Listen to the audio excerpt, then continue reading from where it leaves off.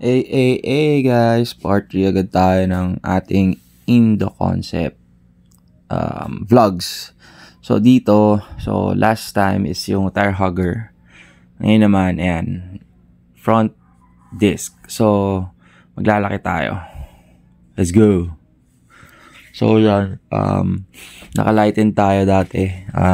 Kakabit ko ngayon is tong NCY.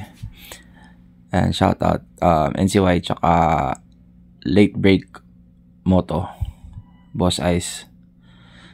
So ayan, kasabay ko na din yung brake pads kasi pudpud na pala yung currently nakakabit.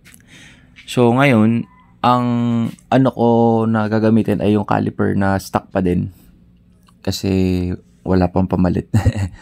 Tapos ayan, kinakabit ko na yung yung brake pads. And then medyo nahihirapan lang ako dito sa part na to kasi luma na yung caliper ko. Ang hirap ibuka nung piston niya. Kasi bago yung disc tsaka yung brake pad. So mahirap yan ipasok. Baka hindi magkasya. Or kung magkasya man, baka ipit. Tas hirap umikot yung gulong. Kasi naipit yung disc or yung plato, yan yung kinabit natin. So size pala niyan guys, 260mm. And may kasama na yung bracket para sa big disc. So lagi yan, dahil nagbebenta tayo ng big disc, tinatanong kung pwede ba yung may bracket na ba. So yung bracket ng caliper, dudugtong lang yan dun sa bracket na kasama ng disc. So ayan.